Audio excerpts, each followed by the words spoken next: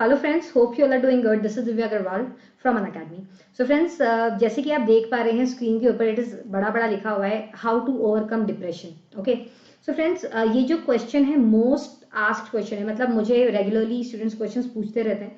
अब ये जो क्वेश्चन है ये बहुत बच्चों ने बार बार पूछा because they are feeling very much stressed out, depressed, frustrated. उनको आईटी जैम को एग्जाम को क्रैक करना है। सिर्फ वही स्टूडेंट्स नहीं जो जैम की प्रैक्टिस कर रहे हैं, उसके अलावा और भी बहुत सारे स्टूडेंट्स हैं जो अपनी किसी सक्सेस को हासिल करने के लिए लड़ रहे हैं, किसी कॉम्पिटिटिव एग्जाम को दे रहे हैं।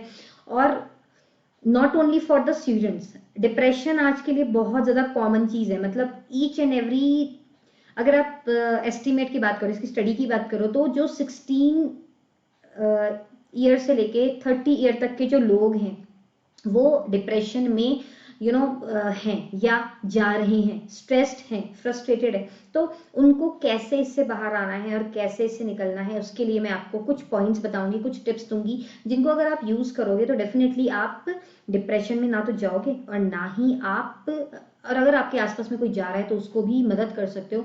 आपका एक फोन कॉल, आपका एक मैसेज, आपका एक पॉजिटिव वर्ड किसी को डिप्रेशन से बाहर निकाल सकता है। सो फ्रेंड्स, इसलिए अपने आप तो हील करना ही है। Main purpose is to heal everyone all around, right.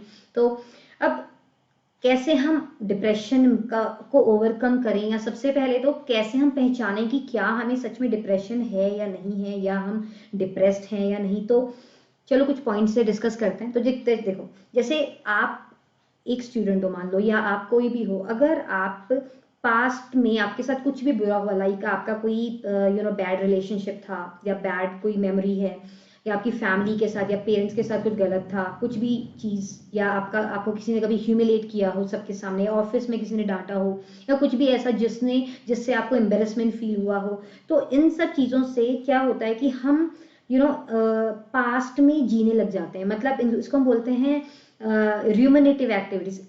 अब एंटी र्यूमिनेटिव एक्टिविटीज मतलब जिसमें हम पास्ट के बारे में बहुत सोच रहे हैं, अकेलापन महसूस कर रहे हैं, लो फील कर रहे हैं, डिप्रेस्ड फील कर रहे हैं। तो आपको पास्ट से बाहर निकलना है। तो देखो, कहने के लिए तो बहुत आसान होता है, मैं किसी को भी जाके सजेस्ट कर सकती हूँ कि यार past is dead and gone, dead leaves, तो कुछ नहीं होगा, बाहर आ जाओ। पर कहने के लिए आसान होता है वो उस इंसान के लिए जिसने उस परिस्थिति को नहीं फील किया है। बट जो इंसान उस परिस्थिति से गुजरा है, या जो इंसान उस परिस्थिति में है अभी, उसको निकलना थोड़ा सा डिफिकल्ट है, थोड़ा सा उसको मेहनत करनी पड़ती है उस चीज के ऊपर निकलने के लिए। तो मैं आपको सजेशन दूंगी कि अगर आपको के साथ कभी भी कोई पास्ट में कुछ चीज ऐसी हुई है, या फिर आप पास्ट मेमोरीज को नहीं छोड़ पा रहे हो, तो जैसे ही आपको फील होता है कि यार I am feeling something bad, I am feeling something poor, आपको एकदम से कुछ चीज याद आती है, तो आपको अपने आप को उसी समय डिस्ट्रैक्ट करना है। डिस्ट्रैक्ट कैसे कर सकते हो? आप कोई गेम खेलने में इंडल्ज हो सकते हो, बाहर आउटडोर गेम्स। आप किसी के साथ फोन कॉल पे बात कर सकते हो, आप मूवीज, सीरियल्स या वेब सीरीज जो भी है उसमें इन्वॉल्व हो सकते हो, क्योंकि पढ़ाई बुक खोल के बैठोगे तो उसी का चेहरा नजर आएगा जिसने आपको ह्यूमिलिएट किया है या जिसने आपको धोखा दिया है। तो पास्ट मेमोरी से बाहर निकलो सबसे पहले तो, बिकॉज पास्ट मेमोरीज में जितना ज्यादा आप रहोगे उतना ज्यादा डिप्रेशन में आने का आपका चांसेस बढ़ जाता है। दूसरा है avoid being alone. Friends, actually आजकल we humans are social animals, right. तो क्योंकि हम सोशल एनिमल्स हैं तो हमें अकेला रहना भले ही अभी लग रहा है कि तुम्हें पसंद है, बट रियलिटी में no one likes to be alone. Alone दो तरह के होते हैं, एक होता है सॉलिट्यूड में अलोन, और एक होता है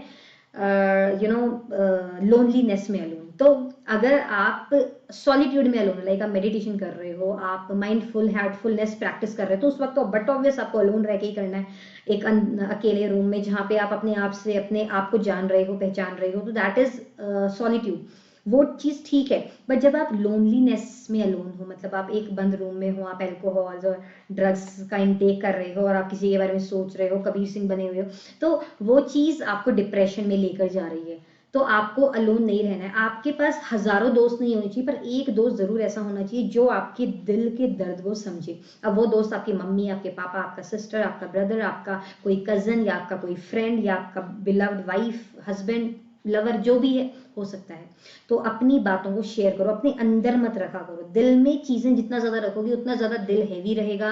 अंदर से रो रहे हो, बाहर से स्माइल दिखा रहे हो, तो ये आपको डिप्रेशन के सिम्टम्स हैं। You are going in depression. तो अपनी बातों को बताओ सबके सामने, ये नहीं ऐलान करना है माइक लेके। आपको किसी भरोसेमंद इंसान के साथ जिससे आप मोहब्बत करते हो उसको जरूर अपनी चीजें बताओ, आपको अच्छा लगेगा, आप डिप्रेशन में नहीं जाओगे।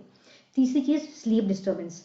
मैक्सिमम मेरे जो स्टूडेंट्स हैं, अगर मैं अपने स्टूडेंट्स की बात करूं तो वो इंसोम्निया के शिकार हैं, उनको नींद नहीं आ रही है या फिर स्लीप डिसऑर्डर्स हैं। अब स्लीप डिस्टर्बेंस दो तरह की हो सकती है, इंसोम्निया दो तरह का होता है, एक तो होता है ऑनसेट और एक होता है मेंटेनेंस।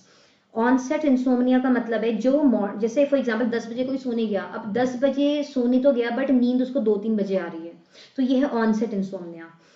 दूसरा मेंटेनेंस, मतलब 10-11 बजे सोने गया, सो तो गया बट फिर 2-3 बजे अपने आप ही नींद खुल रही है, मतलब टूट टूट के नींद उखड़ रही है, फिर जाग रहा है, फिर सो रहा है, ये टेंशन से होता है। तो ये चीज, ये आपका मेंटेनेंस इंसोम्निया। इंसोम्निया आपको सीधा डिप्रेशन में लेकर जाएगी, आपको नींद नहीं आएगी 4-4 दिन तक, आप एंटी डिप्रेसेंट्स लेना ही पड़ेगा आपको अगर आपके साथ ऐसा हो रहा है तो स्लीप डिस्टर्बेंस का जो कारण है वो हम ही हैं। हमने मेलेटोनिन नाम का जो केमिकल है, जो हमारा स्लीप इंड्यूसिंग केमिकल होता है हमारी बॉडी में, जो प्रोड्यूस होता है रात को 8 बजे से लेके 4 बजे तक, वो उसकी मैक्सिमम हाइट रहती है हमारी बॉडी के अंदर जिस वक्त हमें सोने का होता है, मतलब जो क्वालिटी स्लीप है वो 8 से लेके 4 बजे तक आपको लेनी होती है। तो अगर हम लोग इस बीच में नहीं सो रहे हैं तो ऑब्वियसली हम स्लीप डिस्टर्बेंस और इंसोम्निया के शिकार होंगे, दैट इज 100% श्योर। तो नेचुरल जो रिदम है, जो मेलेटोनिन केमिकल है, वो उसको खराब मत करो, वो चीज हमने खुद बिगाड़ी हुई है। मैं अपने उन बच्चों को बोल रही हूँ जो नहीं आ रहे 6 बजे वाली क्लास में, ठीक है। और दूसरी बात क्या है, दूसरी बात यह है कि मेलेटोनिन जो केमिकल है दोस्तों, आपका रॉन्ग इनटेक ऑफ बेवरेजेस की वजह से भी हो रहा है, जैसे कि हम एक्सेस में शुगर ले रहे हैं। दूसरा, हमारी जो बॉडी में कॉफी, टी, कैफीन, इसका इंटेक ज्यादा है, हम कोल्ड ड्रिंक्स ले रहे हैं, कैफीन ज्यादा है, अल्कोहल, ड्रग्स है ना, मैरिजुआना एंड ये सब जो चीजें ले रहे हैं, हैलुसिनेशन जिससे आपको फील हो रहा है, पर इनसे आपका जो मेलेटोनिन केमिकल है वो खत्म हो रहा है, आप इंसोम्निया में जाओगे, डिप्रेशन में जाओगे फॉर श्योर। तो इस चीज को अवॉइड करो। Next, body clock disturbed. Yes, body basically friends, आपने नोट किया होगा, जैसे आप मेरी क्लास में सुबह 6 बजे आ रहे हो, तो मैं हम 2 महीने से 6 बजे पढ़ रहे हैं, तो उससे पहले वाला जो टाइम है, पहले आप नहीं उठ पाते थे 5 बजे 6 बजे, अब आप उठ रहे हो, यानी कि आपकी बॉडी सेट होगी। अब 10 दिन तक अगर मैं नहीं लूँ वो क्लास, तो आप डेफिनेटली वापस उसी अपने कंफर्ट जोन में चले जाओगे। तो अपनी जो बॉडी क्लॉक है उसको डिस्टर्ब नहीं करना, उसको एक नेचुरल रिदम होती है। चिड़िया चर्पिंग 3-4 बजे करने लग जाती है, जो मुर्गी है वो कुकड़ों को सुबह सुबह करने लग जाती है, उसका रीजन क्या है? क्योंकि वो एक नेचर में जिस तरह से हमारी बॉडी बनी है, जैसे सबकी बॉडी बनी है वैसे ही हमें भी काम करना होता है, पर हम अपने हैबिट्स की वजह से इसको पूरा क्लॉक हमने डिस्टर्ब कर दिया, जिसकी वजह से हमारी जो बॉडी है वो उस तरह से एक्ट नहीं करी जैसा उसको करना चाहिए। हमने नेचुरल लाइट को अवॉइड कर दिया और हम आर्टिफिशियल लाइट्स में मैक्सिमम जी रहे हैं। लाइट्स, कैमरा, एक्शन, हर वक्त यही चल रहा है। आउटडोर में जो विटामिन डी है, जो सोर्सेस है, जो सनलाइट से मिलता है, जो नेचुरल लाइट से मिलता है, वो तो हमें मिल ही नहीं रहा, क्योंकि सारी चीज तो हम कंप्यूटर पे कर रहे हैं नॉर्मल। तो हमारी सारा ये चीज डिस्टर्ब होने की वजह से भी हमारा डिप्रेशन में जाने का चांसेस है।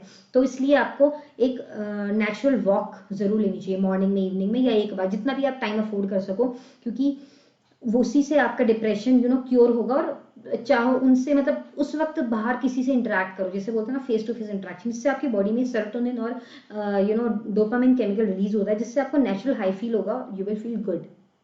And if you will feel good then definitely आपको डिप्रेशन में रहने वाली फीलिंग नहीं आएगी। फिर ईटिंग डिसऑर्डर्स, ईटिंग डिसऑर्डर्स वही अगेन, मैं ईटिंग डिसऑर्डर में कोई न्यूट्रिशनल चीज़ों के बारे में नहीं बता रही हूँ, मैं सिर्फ बता रही हूँ कि जो आपको डिप्रेशन से बाहर आने में मदद करेगा या डिप्रेशन ना होने देगा, वो है ओमेगा 3 फैटी एसिड, जो कि अगर आप नॉन वेजिटेरियन हो तो फिश में भर भर के हैं, और अगर आप वेजिटेरियन हो तो वॉलनट्स और फ्लैक्स सीड में बहुत ज़्यादा है। फ्लैक्स सीड जिसको हम अलसी भी बोलते हैं, मार्केट में बहुत इजीली अवेलेबल हो जाती है, और वॉलनट्स जिसको हम अखरोट बोलते हैं, ड्राई फ्रूट है, उसको अगर आप लेंगे एक्सेस में, अगर एक्सेस में भी नहीं, मतलब एक नॉर्मल अमाउंट में लेंगे डेली, तो उससे आपकी बॉडी में जो नेचुरल ओमेगा 3 है वो, क्योंकि हर फूड में तो नहीं होता ना, वो कुछ चीज़ों में होता है, जिसका इंटेक बढ़ा देने से आपकी बॉडी के अंदर डिप्रेसिंग केमिकल्स का रिलीज नहीं होगा।